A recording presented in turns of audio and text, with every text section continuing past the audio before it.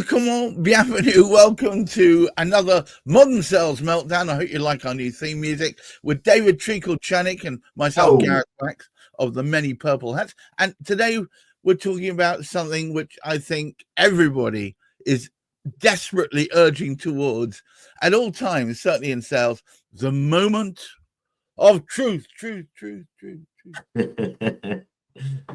I feel like what is the moment of truth, David? Come on, tell me. My life is full of moments of truth. It seems to be that everything that I dedicate my life to is focused on moments of truth. I mean, obviously sales, that moment of truth in sales, with what we're talking about here, we're talking about the close, right? But, people who know me know I also run an events business. So I'm DJing and I'm throwing big fat parties for people. And again, it's a moment of truth. All the planning, sending invitations out, planning the event, who's going to cater, what music we're going to play, all of that kind of stuff. And then it's one night only. Yeah. And for good or for bad, it has to come together on that night. Yeah. And there's no option. There's no option. There's no repeat. This is it. You get it right now. There's no, can I have another go, please? It's exactly. That. It's then. Right, and you and I have done people. Some people know about this as well. We've done a gig together, you and I, and it was one night only. I have to say, it was some of the best fun I've had with my clothes still on. So there's that, and my other passion is this self-defense system called Krav Maga, which I'm always bleating on about. And again, we're sort of training hard for long periods of time. I've been doing it for years. And we're training for that one moment where it has to come out if we're being attacked in the street, right? And it's that moment of truth where, for good or for bad, that's your chance. And with the sale, it's all building up, all of that marketing and prospecting and nurturing and cultivating relationships and finding out these sales opportunities, qualifying people, and all of that kind of palaver, sending quotes, negotiations, proposals, presentations, and then it all culminates in that, well, are we doing this or what? Yeah, it comes down to the point where there is nowhere you either say yes or no, and it's a binary result at that stage. It's completely binary. So there's so much going on in this build up to it, and people avoid it. Even people who say quite convincingly, "Oh no, I love closing. I always make sure that I, ask for the order and all of that kind of stuff." And sales, by the way, is littered with people who say they do things that they don't actually do. Oh yeah, I always take really good notes. I always write down word for word. They're shit, right? I always log every sales opportunity in my CRM. Oh, let's see a list. There's nothing there. I always do my follow-up, right, on the next day. Where is it? No, it's not there. It's always very scary when anybody says to me the word always. Always, it's like it's always and never. As soon as you put them down, you've put a mark in the sand. One little deviation and well, it's okay. So perhaps that's been a little bit absolute. But my life as a sales consultant is full of people coming up to me, telling me their wonderful sales techniques and strategies and everything. The majority of which they are not deploying, even though they claim to deploy them.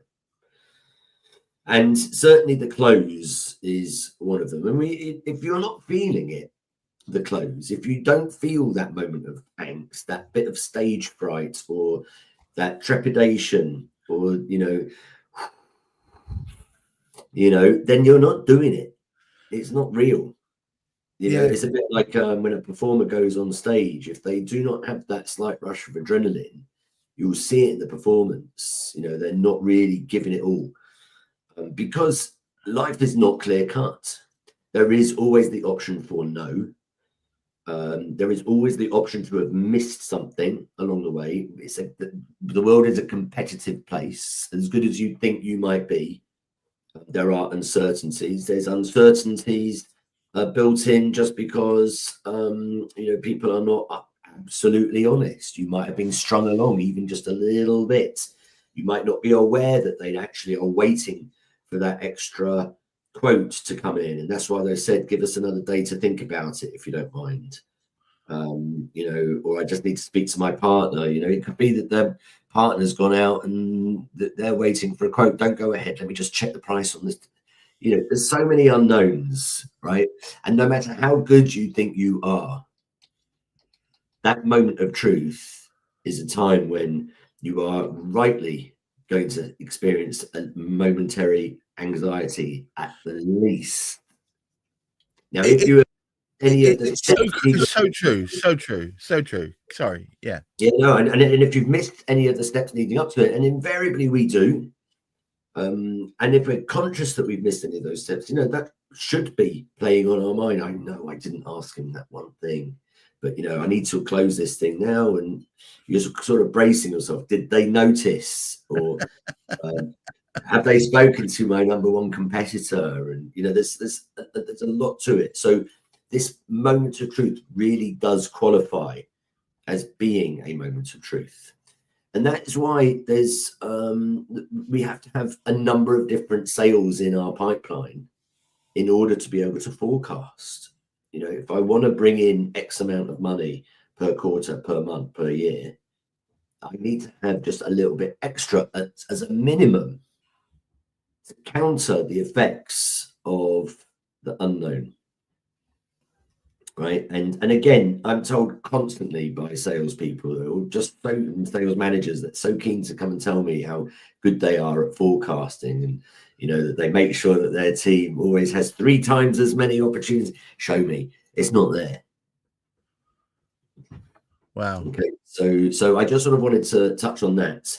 And there's psychology involved. There's knowing ourselves, knowing our vulnerabilities and our susceptibilities is really important at that moment, because these are the things that hold us back from asking for the order. And I don't care who you are, all of you who are watching this, who have told me I always ask for the order. Yeah.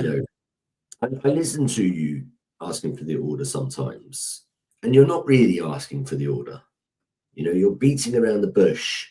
You're being suggestive. There is no, or rarely, an email or a message or a phone call that says, right, are we going ahead now? Even and there's so many different types of closes. You can Google all different types of closes. Go for an optional close. Are we going to go for the white one or the red one? Whatever it is. A white one or a red one? Yeah. Okay. I came up with those colours. I was trying to get away from my safety. Don't you mean a blue and a red? No. I don't do very well with blue. Not quite as badly as I do with brown, but okay. So I suppose what's critical here is, how do we gee ourselves up in such a way that we can get through that moment of truth without faltering and landing flat? Well, with a plum.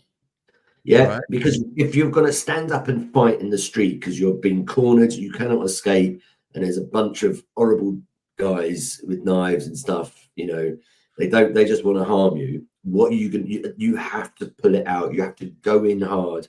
You have to draw on all of that practice and experience and pain and work that you've put into it. Okay, so it's going to work better if you have made all of that practice and preparation and pain and work. You've got to, you've got to have done that conscientiously and with purpose and meaning. And in the sales context, what does that mean? That means that in all of this, to make the close easier and more likely to work, all of those steps that you've done before, you have to have done with purpose and mindfulness and concentration and practice and all of those things. Qualifying your prospects to convert into qualified sales opportunities. If you do that well, that takes the edge off closing. And what does that mean? That means, have you, at the early stages, before you've invested a whole load of time and effort into nurturing that relationship, have you checked that when the estimated close date is. If you are going to buy this from me, when will that be? Have you checked the estimated order value? Yeah, if you were to go ahead with this, how much would you be in for? Are you aware how much this stuff costs? Do you have a budget? You know, and and a third very common qualification criteria is the sort of the qualitative aspects. You know, if you were to become a client of mine, do you know what you would be buying? What, you know, is for me, are you going for a coaching thing or a consultancy thing? Is this, you know, in general terms, what are you buying here? Yeah, right. What are you looking for? You're looking for suitcases or carry-on luggage? You know, just in general terms. When you have those things, you qualified them, right? So, right, okay, now we've got a specific thing that we're talking about. Right, let's sit down. Tell me, what's going on? Yeah, what's keeping you up at night? Right, what are your issues? All of that kind of stuff, right? That is when they are a qualified opportunity. Right. That is all working through to the next stage, right? Which is them taking a quote from you, some sort of proposal, an offer.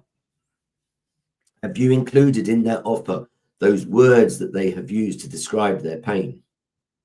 Right. Oh, no, it's just me. So I'm following through on all of those things, confirming in writing, in words, what they have said to you, so they can feel like they have been acknowledged, their voice is heard, and they know you have heard them. So they know that whatever you're proposing to them is geared around what they're expecting. All of those different stages, you know, and it's often said that, you know, that it's not a real live deal once you get to the close point, unless you're speaking to the person at least, you know, every couple of days. If they're keeping you waiting for days and weeks and they're not getting back to you, you know, you're not in the place where you thought you were. And they'll sneak around the corner and then they'll confront you with a knife and you just won't have a defense. So it's basically having already planned out how you're going to do this thing way before you get there. So when you get there, it's almost like it just clicks into place. Correct. And even then, it is not a precise science. You can end up dead on the street. However, if you want to improve your chances of closing, make sure that you are closing effectively and strongly, then you need to have done all of the groundwork and the preparation. One of the things, this is an analogy from my events world, you know, all DJs and party organizers and stuff have their own style, of course. I'm slightly on the rock and roll end. I like standing on tables and my decks. I like standing on it, right? But what does that, if I want to be able to do that effectively and, you know, more than once, I need to make sure that the desk or my DJ booth is strong enough to accommodate my weight. Yeah, because otherwise you're only going to do it once and you'll come tumbling down. If I want to have, you know, a great drop halfway through with a nice lighting effect, and I need to make sure that all of those things are going to be working. You know, one of my favorite performance bands of recent years, they've disbanded, I think now, called Fever 333. The guy literally climbs up the scaffolding of the set, right? Now, of course, it's built usually to accommodate the weight of lighting and all of the other rigs. It's not designed for humans. It's not designed for humans. But if he wants to be able to do that more than once, then at some point in advance, that set designer needs to click onto, hang on a sec, he likes climbing up on this stuff. Right. Let's, you know, let's give it a bit more strength. Absolutely. More strength, yeah. And it'd be handy if he told them that he does that. Right. So this is how we get to a point where we are doing a proper close. It's why sales really is the rock and roll end of sales and marketing. You know, we are the people that are putting our necks on the block, salespeople. We are the people that are facing more rejection than any other profession. Yeah, we need to be prepared that it's not always going to work. We're going to end up bloodied sometimes and be able to have to pick ourselves up and fight to the end. But that is what the truth is. I think we need to accept that it doesn't have to be fun, but it has to be managed.